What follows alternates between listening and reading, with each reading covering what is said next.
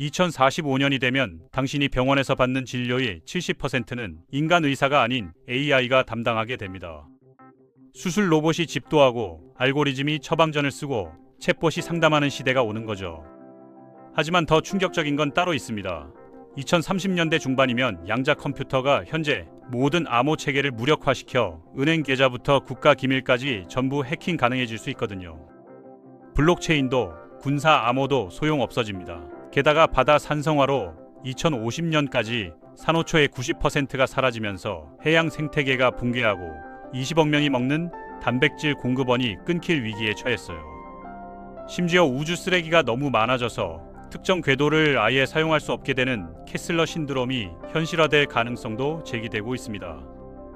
오늘은 대부분의 사람들이 모르는, 하지만 반드시 알아야 할 2050년 이전의 결정적 전환점 9가지를 낱낱이 파헤쳐 보겠습니다.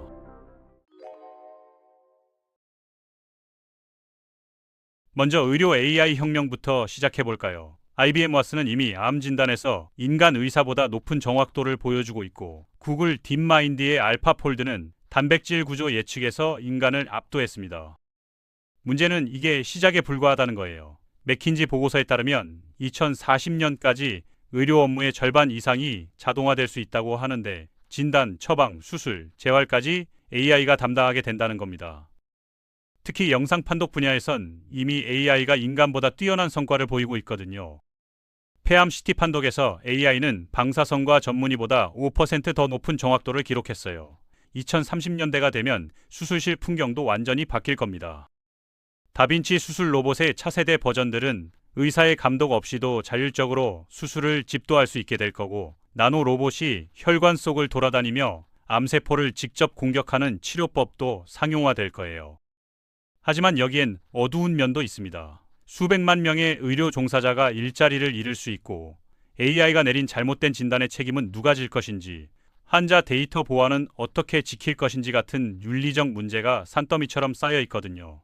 더 무서운 건 의료 AI가 해킹당하면 어떻게 되냐는 겁니다. 누군가 악의적으로 알고리즘을 조작해서 잘못된 처방을 내리게 만들 수도 있죠. 양자 컴퓨터의 등장은 사이버 보안의 종말을 의미할 수 있습니다. 현재 우리가 사용하는 RSA, 암호화 같은 모든 보안 체계는 기존 컴퓨터로 특정 수학 문제를 푸는데 수천 년이 걸린다는 전제 위에 세워졌어요. 하지만 양자 컴퓨터는 이 문제를 몇 분 만에 풀 수 있습니다. 2019년 구글이 양자 우위를 달성했다고 발표했을 때 슈퍼컴퓨터로 1만 년 걸릴 계산을 200초 만에 해냈거든요. IBM과 중국도 각자 양자 컴퓨터 개발에 수십억 달러를 쏟아붓고 있는데, 전문가들은 2030년대 중반이면 실용적인 양자 컴퓨터가 등장할 거라고 예측합니다. 이게 현실화되면 어떻게 될까요? 은행 계좌, 이메일, 군사 기밀, 정부 문서, 블록체인 지갑까지 현재 암호화된 모든 정보가 한순간에 해독 가능해집니다. 국가 안보가 무너지고 금융 시스템이 마비될 수 있는 거죠. 각국 정부는 이미 양자 내성 암호 개발에 뛰어들었지만, 기존 시스템을 전부 교체하려면 엄청난 시간과 비용이 듭니다. 더 큰 문제는 지금 암호화돼 저장된 데이터를 나중에 양자 컴퓨터로 해독할 수 있다는 건데, 적대국들이 지금 당장 중요한 암호화 데이터를 수집해뒀다가 10년 후 양자 컴퓨터로 풀 수도 있다는 겁니다. 바다 산성화는 조용한 대재앙입니다. 대기 중 이산화탄소 농도가 높아지면서 바다가 흡수하는 CO2도 증가하고 있는데, 이게 화학 반응을 일으켜 바닷물을 산성화시키거든요. 1750년 이후 바다의 산성도는 약 30% 증가했고, 현재 추세대로라면 2100년까지 150% 더 증가할 겁니다. 산호초가 가장 먼저 타격을 받는데, 산성화된 물에선 산호가 골격을 만들 수 없어요. 이미 대보초의 절반이 죽었고, 2050년까지 전 세계 산호초의 90%가 사라질 거라는 예측이 나오고 있습니다. 산호초 소멸은 단순히 예쁜 풍경이 사라지는 게 아닙니다. 전 세계 어류의 25%가 산호초에 의존해 살아가는데, 산호초가 없어지면 어업이 붕괴하고 20억 명이 주요 단백질 공급원을 잃게 돼요. 경제적 손실은 연간 수천억 달러에 이를 것으로 추정되죠. 더 심각한 건 먹이사슬 전체가 무너진다는 겁니다. 플랑크톤부터 큰 물고기까지 바다 산성화는 껍질을 가진 모든 해양 생물에 영향을 미칩니다. 굴, 조개, 새우 양식업도 타격을 받을 거고, 이건 결국 인간의 식탁으로 돌아옵니다. 우주 쓰레기 문제도 임계점에 다가가고 있습니다. 현재 지구 궤도엔 추적 가능한 우주 쓰레기만 34,000개가 떠다니고 있는데 1mm 이하 작은 파편까지 합치면 1억 개가 넘을 거라고 합니다. 이것들은 시속 28,000km로 날아다니는데 작은 페인트 조각도 이 속도면 우주선의 구멍을 뚫을 수 있어요. 2009년 러시아 위성과 미국 통신 위성이 충돌하면서 2,000개 이상의 파편이 생성됐고 2007년 중국이 자국 위성을 미사일로 파괴하는 실험을 했을 때도 3,000개 이상의 파편이 만들어졌습니다. 문제는 캐슬러 신드롬이라는 연쇄 반응인데 우주 쓰레기끼리 충돌해 더 많은 파편을 만들고 그 파편들이 또 충돌하면서 기하급수적으로 증가하는 겁니다. 일단 이 연쇄 반응이 시작되면 특정 궤도를 영구적으로 사용할 수 없게 돼요. GPS, 통신위성, 기상위성, 군사위성이 모두 위험해지죠. 유럽 우주국은 2030년대부터 우주 쓰레기 제거 미션을 계획하고 있지만 쓰레기가 늘어나는 속도를 따라잡기 어려울 거라고 합니다. 식량 위기도 다가오고 있습니다. 유엔 식량 농업 기구에 따르면 2050년까지 세계 인구가 97억 명으로 증가하면서 식량 생산을 현재보다 70% 늘려야 한다고 해요. 하지만 경작 가능한 땅은 한계가 있고 기후 변화로 농업 조건은 악화되고 있습니다. 곡물 수확량이 줄어들고 가뭄과 홍수가 빈번해지면서 식량 생산이 불안정해지는 거죠. 특히 밀 생산은 심각한 위기에 처했는데 기온이 섭씨 1도 오를 때마다 밀 수확량이 6% 감소한다는 연구 결과가 있습니다. 해결책으로 제시되는 게 대체 단백질인데 배양육과 식물성 고기가 주목받고 있어요. 2030년대가 되면 실험실에서 배양한 고기가 일반 슈퍼마켓에서 판매될 거고 가격도 지금의 진짜 고기와 비슷해질 겁니다. 싱가포르는 이미 2020년 배양육 판매를 승인했거든요. 수직 농장도 확산될 텐데 도시 건물 안에서 LED 조명으로 작물을 키우는 방식이 상용화되면 운송거리가 줄어들고 물 사용량도 90% 감소합니다. 하지만 초기 투자 비용이 엄청나서 모든 국가가 채택하긴 어려울 거예요. 메타버스 경제의 부상도 무시할 수 없습니다. 블룸버그는 메타버스 시장 규모가 2030년까지 800조 원을 넘어설 거라고 예측했는데 이건 단순히 게임이나 소셜미디어를 넘어서는 겁니다.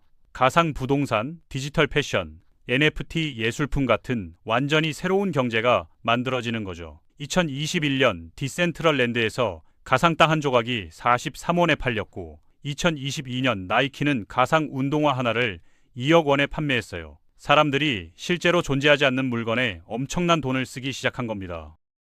2040년대가 되면 많은 사람들이 메타버스에서 일하고 쇼핑하고 친구를 만나게 될 거예요. 재택근무가 가상 사무실 출근으로 바뀌고 회의는 홀로그램으로 하게 되죠. 교육도 메타버스로 이동할 텐데 학생들이 가상현실로 고대 로마를 걷거나 화성 표면을 탐험하면서 배우게 됩니다. 하지만 중독 문제, 현실 도피, 디지털 격차 같은 부작용도 만만치 않을 거예요. 메타버스에 접속할 수 있는 사람과 없는 사람 사이의 격차가 새로운 불평등을 만들 수 있습니다. 담수 고갈도 심각한 위협입니다. 전 세계 인구의 3분의 2가 2025년까지 물 부족을 겪을 거라고 WHO가 경고했는데 이미 중동과 북아프리카 지역은 극심한 물 부족에 시달리고 있어요. 인도는 2030년까지 물 수요가 공급의 2배를 초과할 것으로 예상되고 사우디아라비아는 화석 지하수를 고갈시키고 있습니다. 미국 남서부의 콜로라도 강은 지난 20년간 수위가 30% 낮아졌고 후보댐의 미드 호수는 역사상 최저 수위를 기록했거든요.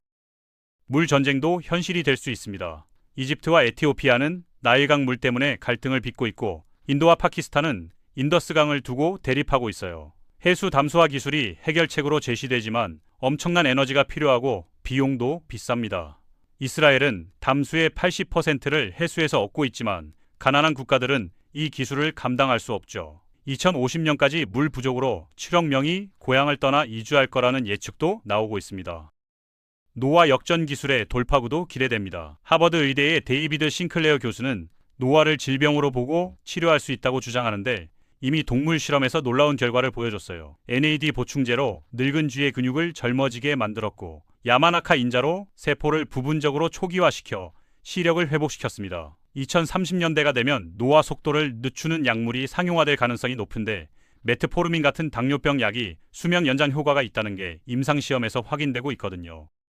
더 과감한 연구도 진행 중입니다. 스탠퍼드 대학은 젊은 피를 수혈받으면 노화가 역전된다는 연구를 발표했고 CRISPR 유전자 편자 편집 기술로 노화 관련 유전자를 직접 수정하는 시도도 이뤄지고 있어요. 2040년대가 되면 80세인데 50세처럼 보이고 활동하는 사람들이 나타날 수 있습니다. 하지만 여기엔 엄청난 윤리적 문제가 따라옵니다. 부자만 노화를 막을 수 있다면, 인구가 계속 늘어나면 지구가 감당할 수 있을까? 은퇴 연령은 어떻게 되는 걸까? 사회 시스템 전체를 재설계해야 할 겁니다.